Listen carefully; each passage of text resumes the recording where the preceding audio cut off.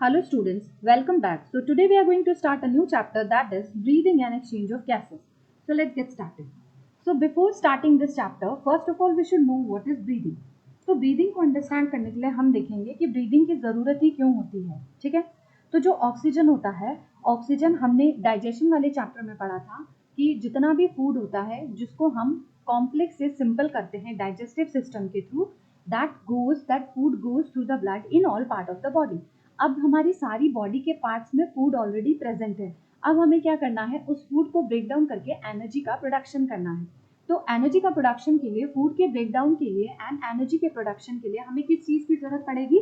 Oxygen की। तो if we go according to NCERT, so we can see that first of all we are going to have the name of the chapter, so that is breathing and exchange of gases. Okay, so now will start कि जो oxygen होता है, तो हम यहाँ पे देखते हैं कि ऑक्सीजन यूटिलाइज किया जाता है। तो ऑक्सीजन कैसे यूटिलाइज किया जाता है? तो oxygen is utilize by the organism. Organism utilize करता है oxygen for what? For the break down of the simple molecule. तो जो सिंपल मॉलिक्यूल फूड के फॉर्म में हमारी बॉडी के अंदर गए हुए हैं, बेसिक एग्जाम्पल अपन ले लेते हैं ग्लूकोज। तो इनको क्या करना होता है, इसके अलावा भी होते हैं, लाइक ग्लूकोज है, अमीनो एसिड है, फैटी एसिड है, तो इन सबको क्या करना होता है? ब्रेक डाउन करना होता है। तो ब्रेक डाउन के लिए हमें किसकी जरूरत पड़ती है? ब्रेक डाउन के लिए हमें जरूरत पड़ती है ऑक्सीजन की। अब ब्रेक डाउन के बाद हमें क्या मिलता है? तो हमें मिलता है इससे एनर्जी, और यही एनर्जी होता है जो हमारी डेली लाइफ में काम आता है, ठीक है। अब जब हम इस ग्लूकोज को ब्रेक डाउन करते हैं, एनर्जी रिलीज के साथ हमें एक बाय प्रोडक्ट भी मिलता है जो होता है कार्बन डाइऑक्साइड। अब ये जो कार्बन डाइऑक्साइड है, that is very harmful, okay, that is very much harmful for the body. और ये जो कैटाबॉलिक रिएक्शन के टाइम पे प्रोड्यूस हुआ है, that has to be excreted out from the body, okay. तो ये बेसिकली हमारा जो ब्रीदिंग का प्रोसेस है इसको डिफाइन करता है, ठीक है। अब अगर अपन बात करते हैं टेक्निकल टर्म में, अगर हम टेक्निकल टर्म में जाके ब्रीदिंग की डेफिनेशन की बात करते हैं, तो according to NCERT we can see that, just a sec, let me remove this. तो according to NCERT, okay, according to NCERT breathing हम किसको कह सकते हैं? तो we'll write first of all breathing, this is NCERT lines, so we all have to remember this. The process of exchange of oxygen from the atmosphere with carbon dioxide produced by the cell is called breathing. तो NCERT के हिसाब से अगर अपन देखते हैं तो ये हो जाता है कि ये एक ऐसा प्रोसेस है जिसमें एटमॉस्फेयर से ऑक्सीजन आता है और कहाँ पे एक्सचेंज होता है? It has to be exchange in the cell which is present inside the body. तो यहाँ हम देखेंगे कि ये एक प्रोसेस होता है। So this is ditto line of the NCERT. So this process, तो ये हो जाएगा, this is a process of exchange. This is a process of exchange of oxygen from atmosphere with carbon dioxide that is produced inside the cell. So the carbon dioxide that is produced by cell, ठीक है, living cell. और commonly हम इसको respiration बोल देते हैं, but respiration और breathing में काफी अंतर होता है। If we talk about at the higher level, तो respiration and breathing they both are not same, they have little bit differences in between them. तो हम यहाँ पे देखेंगे, सबसे पहले हम यहाँ पे देखते हैं ब्रीदिंग, ठीक है, ब्रीदिंग देखेंगे, और फिर यहाँ पे हम देखेंगे रेस्पिरेशन। हम यहाँ ये देख रहे हैं कि भाई दोनों के अंदर अंतर क्या है, what is the difference between breathing and respiration.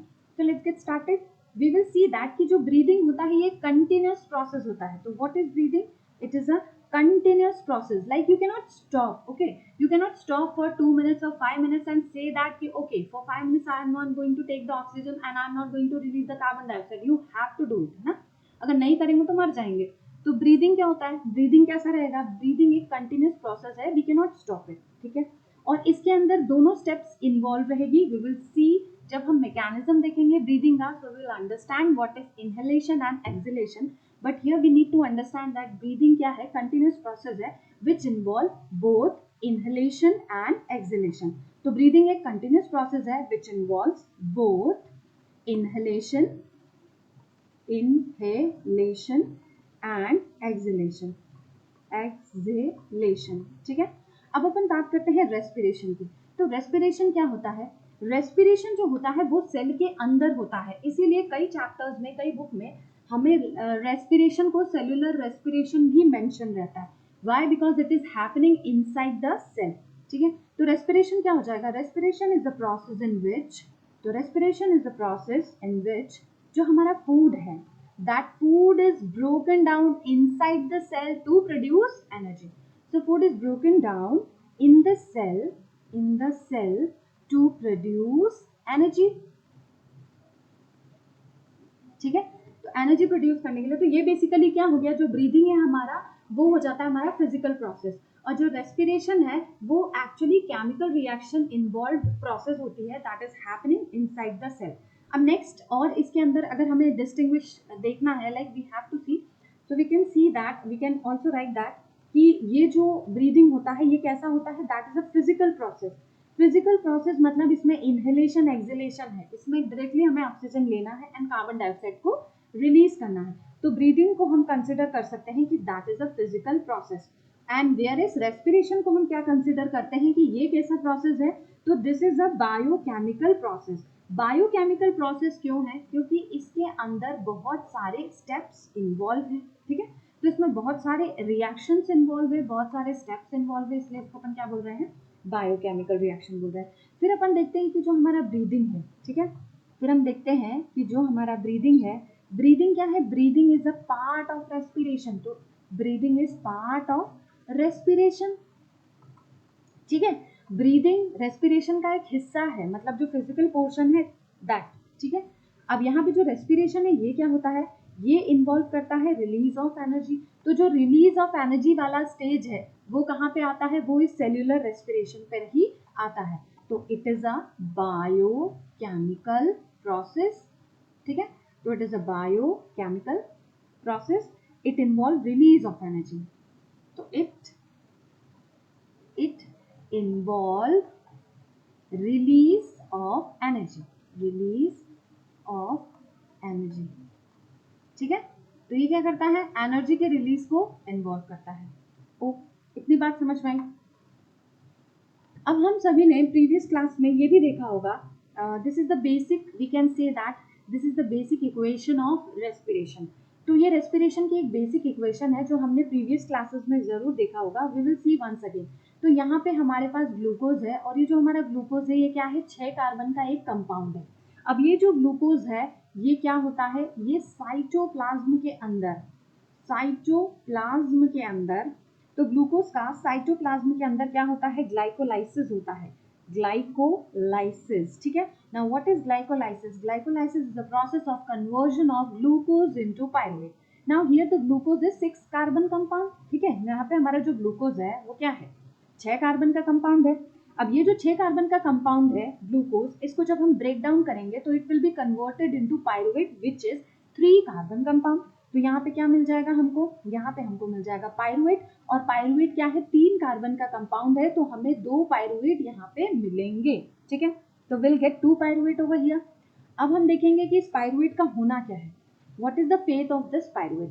तो हम देखेंगे कि इस पायरुवेट का क्या होना है। Now it depend upon the presence of oxygen. ठीक है, ये किस पे डिपेंड करता है, it depend the presence and the absence of oxygen.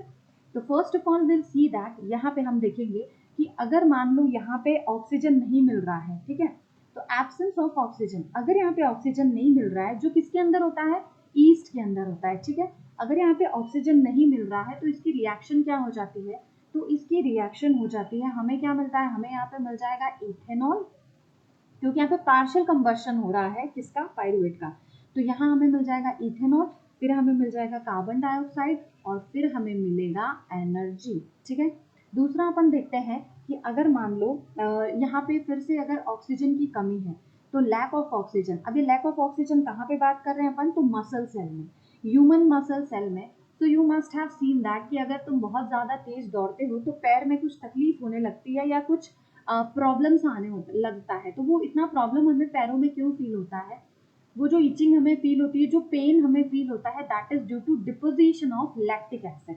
अब वहां पे भी यही होता है कि जो पायरुवेट है, पायरुवेट का क्या होता है, पार्शियल ब्रेकडाउन होता है in the absence of oxygen. Oxygen तो वहां होता नहीं है, तो पायरुवेट को हमें पार्शियली ब्रेक डाउन करके लैक्टिक एसिड बना के एनर्जी प्राप्त करनी होती है, ठीक है। तो यहाँ पे हमें क्या मिलेगा, यहाँ पे हमें मिलेगा लैक्टिक एसिड, तो यहाँ पे हमें लैक्टिक एसिड मिलेगा अलॉन्ग विद द एनर्जी, तो यहाँ पे लैक्टिक एसिड एंड एनर्जी मिलेगा। नेक्स्ट अपन बात करते हैं अगर ऑक्सीजन की प्रेजेंस है तो क्या होगा, ठीक है।